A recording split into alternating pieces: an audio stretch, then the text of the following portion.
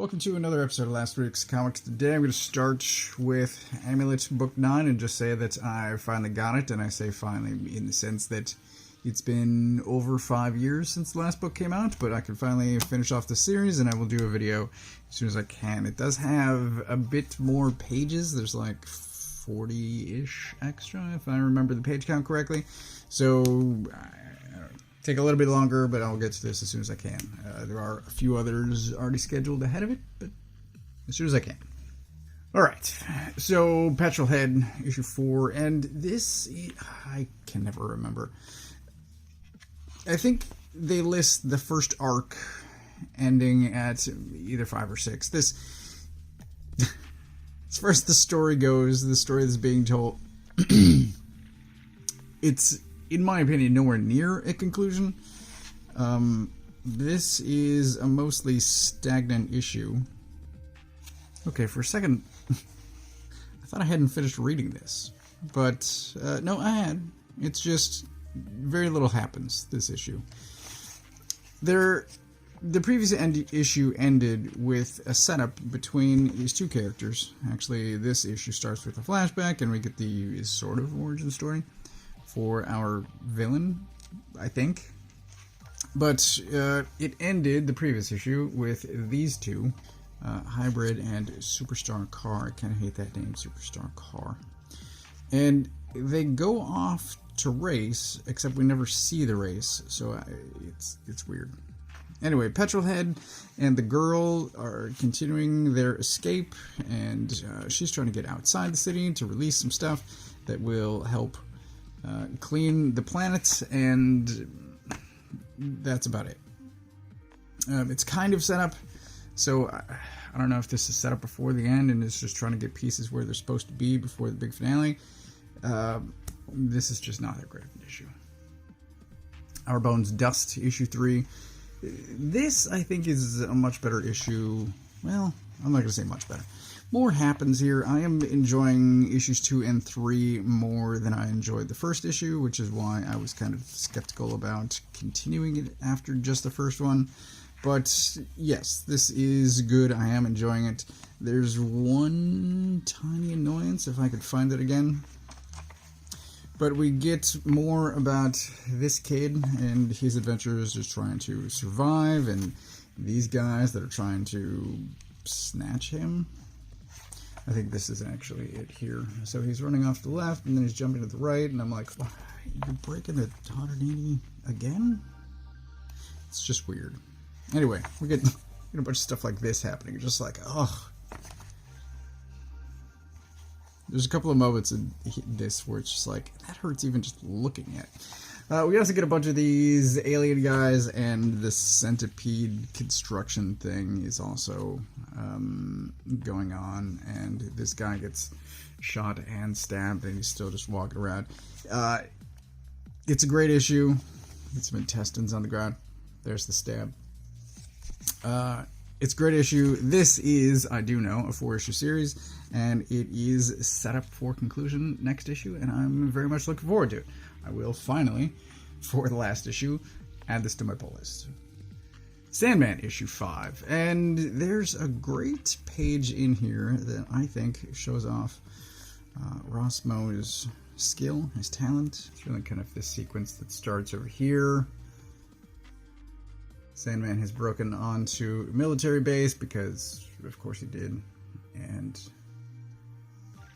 just this action sequence. I, once again, huge fan of Rosmo. I like this stuff here, too. Anytime you can use a clever use for sound effects, I really enjoy that. Anyway. Last issue, there was kind of a swerve, and this issue swerves again, because I thought something, and then last issue came out, and I'm like, oh, I guess I was wrong. And then this issue comes out, and I'm like, no, I was right. Anyway, Sandman is great, the writing's great, the art by Rosmo, as I've already said, huge fan, and I'm very much enjoying this series. If you want it's kind of a mystery, slow folding, a mystery with... You know, now that I think about it, I wasn't planning to talk about this at all, but back in issue 1, and they've referred back to it a couple of times, there were allusions to the JSA and Sandman's connection to them, and none of that seems to be panning out. I wasn't sure originally if they were going to get to any of that stuff within this series, but now that it's near its end, I don't see how it's going to have time to fit in, and I hope that the series continues in some fashion, ideally same creators, but if it doesn't, it's weird to include that stuff. So, I don't know what's going on there. But otherwise, the series is great. As I said, it's a slow-folding investigation mystery with some, superheroic, it's not really super, but heroic elements, fighting and whatnot. Action Comics, 1062. I haven't actually done a page count on this, but it feels thicker than everything else, so I wouldn't be surprised if this were closer to 40 pages. But last issue, and this is, I think, pretty brilliant, is Bizarro became a master wizard and cast a spell over just Metropolis and turned everyone in the city other than Superman into Bizarros, and this is the fallout from that. So there's a couple of text boxes where, well, this is earlier, but there's a couple of text boxes that say how much time has passed, and Superman hasn't slept. He's looking disheveled there. I like a good disheveled Superman, but he's not taking things well. A whole city full of Bizarros is not great, and thankfully they do include other superheroes, so I think I just flipped past Batman already if you haven't seen that, so he's there. There's other people on the radio talking to him, and these two show up, and it's what I find annoying sometimes about big shared universes is they're not always as shared as I think they should be. So an earthquake happens in Gotham City, and I would think everyone would show up to help deal with that.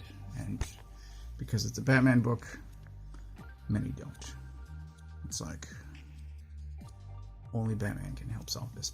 Anyway, so it's good. I still can't stand that Jason Aaron Batman Off-World series, but this Jason Aaron is great. Really enjoying this. The Displaced issue 1. I was curious about this. I kind of like Breeson sometimes. And it got a bunch of hype, and I kind of feel like Boom just hypes everything. I feel like they think they're some sort of prestige level image, and I don't know. I think they hype up a bunch of stuff that's just okay, and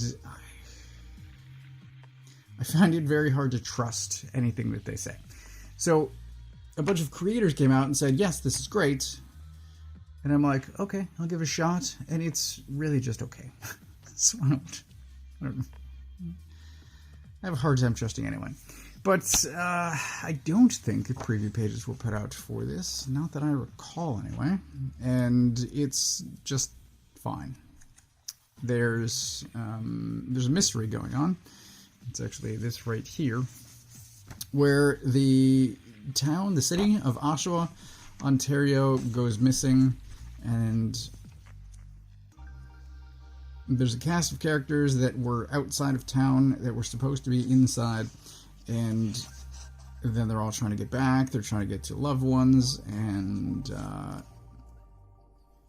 there's a gym set up for all of these displaced people. And the rest of the world is moving on. There's this funny sequence here. No one cares. And that's about it.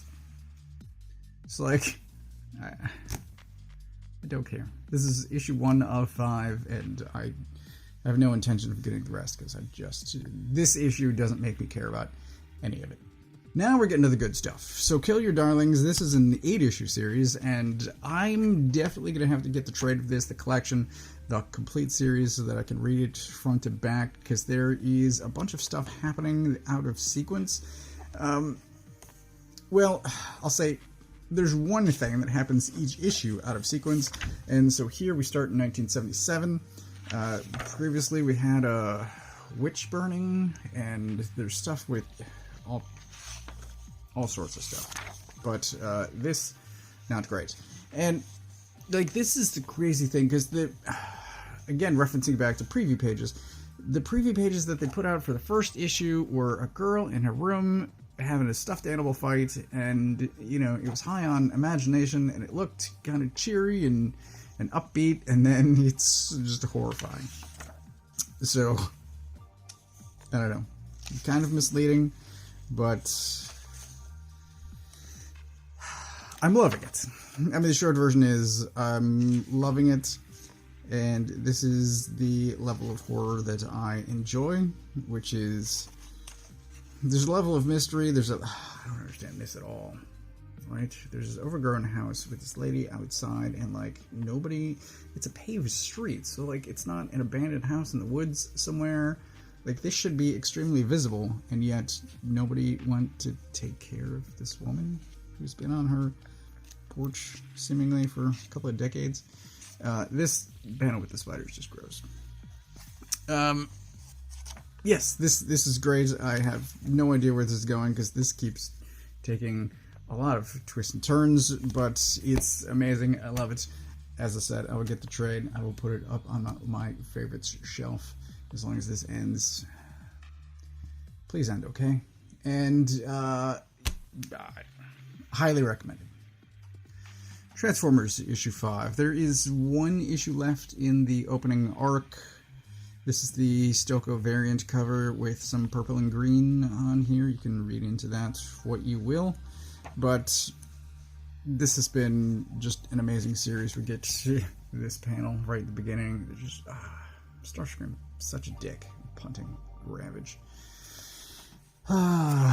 We get some new characters because both sides have enough energy to resurrect. I like that this is mid-transformation. He's mostly playing, but then you still see his legs. A little bit of Gerwalkness going on there. But this guy doesn't have any legs yet.